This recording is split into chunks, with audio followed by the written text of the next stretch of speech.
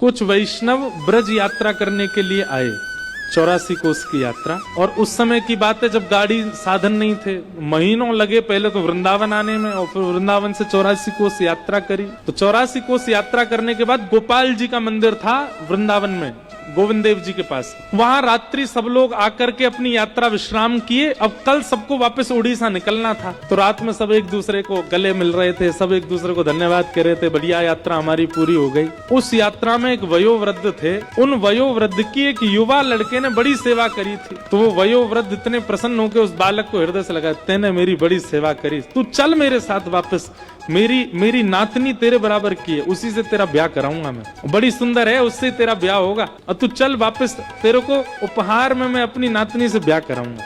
वो भी प्रसन्न हो गया, करा देना, हम तो बैठे तैयार। जैसे ही पहुंचे उड़ीसा, तो उन वयोवृद्ध ने अपने घर पे जाके कहा कि भाई यात्रा में एक बालक मेरे साथ था और उसने मेरी बड़ी सेवा करी, मैंने ये हमारी बिटिया है, इसके लिए वही ढूंढ रखा है, उसी से ब्याह कराना है। तो घर के कई लोगों ने नाराजगी कर दी, घर के कई लोग मना करने लगे, नहीं नहीं नहीं, वो तो ऐसा है, वो तो ऐसा है, उसके पिताजी ऐसे, और घर के सब लोग विपक्ष में आ गए कि नहीं, उससे ब्याह नहीं होगा। अब वो बालक दूसरे दिन आ गया, बोला आपने कहा था ब्याह का कुछ, मैं अपने परिवार को लेके आया हूं, आप बात कर लीजिए, ब्याह कर लीजिए। अब वो वयोवृद्ध जो थे बेचारे, अब वो क्या करें, उन्होंने कहा कि तू पागल है क्या, मैंने ऐसा थोड़ी कहा था, अपने मन से कुछ भी बना रहा है, ये सब बातें फिजूल की कर रहा, मैंने कोई ब्याह की बात नहीं करी इससे।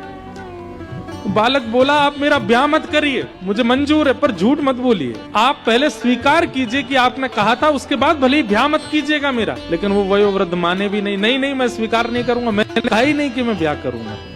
महाराज पंच जुड़ गए, पूरा गांव इकट्ठा हो गया। अब वो बालक कहे कि इन्होंने कहा था, वो वृद्ध कहे कि नहीं मैंने कहा ही नहीं, अपने मन से बोल रहा है। तो पंचों ने कहा भैया देखो, इन्होंने तुमसे कहा कि अपनी नातनी से ब्याह करेंगे, तुम दोनों के अलावा किसी तीसरे ने बात सुनी थी तुम्हारी?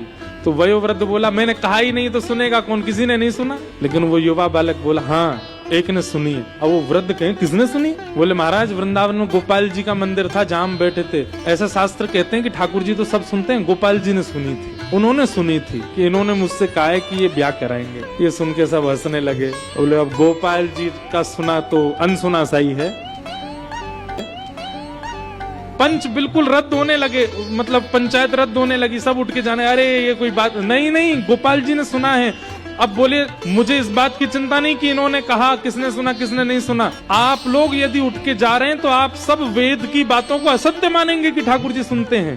आप लोग यदि यहाँ से उठ के गए तो मैं घोर नास्तिक हो जाऊंगा, मैं जीवन में कभी ठाकुर जी को नहीं मानूंगा। या तो मेरी बात मानिए कि ठाकुर जी ने सुना है, और अगर आप नहीं मानेंगे तो मैं जीवन भर के लिए नास्तिक हो जाऊंगा। गांव के सब लोग बोले तो बड़ी विडंबना। एक वयोवृद्ध बोले मेरे पास एक उपाय है, रुको इसको मैं बांध दूंगा, उसी चक्र में ही बंधा रहेगा। बोले काम कर, वृंदावन जा गोपाल जी को ले आ, और वो आके यहाँ बोल दें कि हाँ इन्होंने अपनी पुत्री का ब्याह तेरे से निश्चित किया, हम ब्याह करा देंगे। ठाकुर जी सुनते हैं तो चलना भी तो जानते होंगे, ले आ उनको। वो विश्वास से वृंदावन चला गया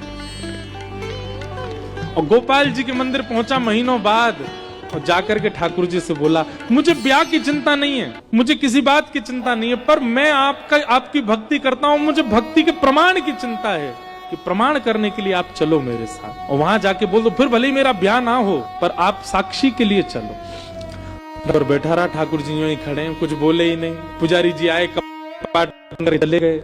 रात भर रोता रहा, मैं कुछ खाऊंगा नहीं, अनशन पे बैठ जाऊंगा, प्राण त्याग दूंगा। रात भर रोते रोते ब्रह्म मुहूर्त हो गया, सिर पटकने लगा अपना द्वार पे ही। इतने में ही भीतर कपाट के अंदर से ठाकुर जी बोले ए पागल, ये कलयुग है और कलयुग में मैं स्थिर मूर्ति बन गया हूँ, मूर्ति कोई चलती है क्या? बाहर से वो वैष्णव बोला मूर्ति बोलती भी तो नहीं है, आप बोल क्यों रहे हो? बोल रहे हो तो उसका मतलब चलना भी जानते हो। इतने में ठाकुर जी स्वयं प्रकट हो गए, प्रकट होके अपने आप कपाट खोल के उसके सामने आके ठाड़े हो गए। वारे जिद्दी तेरी बात मान गए हम।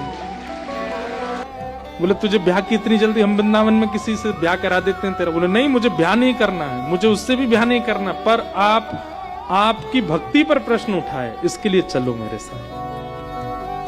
ठाकुर जी ने कैसी बात करता, मैं कैसे चला जाऊं इतनी दूर? बोले आप परमात्मा हो, आपके लिए दूरी क्या है? यहाँ से वैकुंठ इतना दूर है, यहाँ से सूर्य इतना दूर है, यहाँ से चंद्रमा, आप तो सब जगह चले जाते हो। उड़ीसा आपके लिए क्या एक पांव फलांगो से पहुंच जाओगे। चलो, ठाकुर जी बोले देखो हम ऐसे नहीं चलेंगे।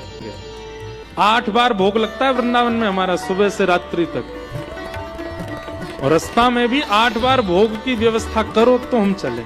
बोला मैं कर दूंगा व्यवस्था, पूरी अपनी संपत्ति लुटा दूंगा, लेकिन आप लो। भगवान पीछे पलट के मत देखना। भोग पाने के बाद जब हम चला करेंगे तो हम पीछे चला करेंगे, तुम आगे आगे चलना। बोले क्यों? बोले हम मधुर मधुर मुस्कान, मधुर मधुर मधुर मधुर ढंग से चलते हैं, कहीं हमारी किसी छवि पर तुम मोहित होकर प्राण त्याग दिए तो?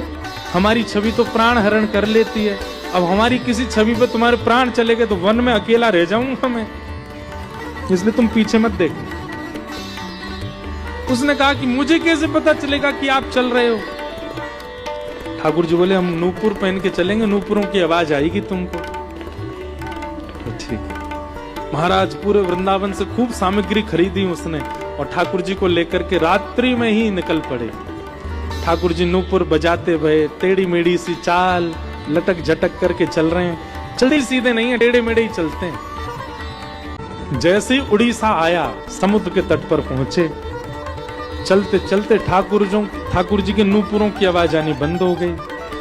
रेत, समुद्र की रेत प्रवेश कर गई नूपुरों में, और जैसे ही रेत नूपुरों की आवाज आनी बंद हुई तो उसने पीछे मुड़ करके देखा तो ठाकुर जी कोई मधुर आसन बना करके खड़े थे, कोई मधुर अपने त्रिभंगी स्वरूप बना करके खड़े थे। तो रूप देखते ही पहले तो मोहित हो गया, दूर से बलैया लेने लगा, नेत्र सजल हो गए, ठाकुर जी के रूप लावण्य पर वारी हो गए। ठाकुर जी बोले हमने मना किया था ना, हमको मत देखना। ठाकुर जी कितने सुंदर हैं आप। अब मेरी एक बात मान लीजिए, क्या आप यहां तक आ गए हैं, अब कृपा करो यहीं बस जाओ, अब वापस वृंदावन मत जाओ, यहीं रह जाओ। ठाकुर जी स्थिर हो गए। ठाकुर जी बोले अब हम आगे नहीं जाएंगे। बोले 5 किलोमीटर रह गया गांव मेरा, नेक और चल दो। भगवान बोले इतने किलोमीटर चल के आ गए, अब 5 किलोमीटर तेरे गांव के नहीं आ सकते यहाँ पे? बुला ला उनको यहीं पे। और फिर ठाकुर जी ने कहा ये जगन्नाथपुरी का मार्ग है, कालांतर में लोग जगन्नाथपुरी जाएंगे, तेरी साक्षी देने के लिए मैं यहाँ आया हूँ। अब नियम लेता हूँ, जो भी यहाँ आएगा सबकी साक्षी रखूंगा कि सब जगन्नाथपुरी आएगा। इसलिए उनका नाम पड़ा श्री साक्षी गोपाल। भक्ति कैसी? आप ठाकुर जी के पीछे चले नहीं, ठाकुर जी आपके पीछे चल दिए, आपके प्रेम में विवश होके, आपके भाव में विवश होके, आपकी श्रद्धा में विवश होके ठाकुर जी चल दिए आपके पीछे।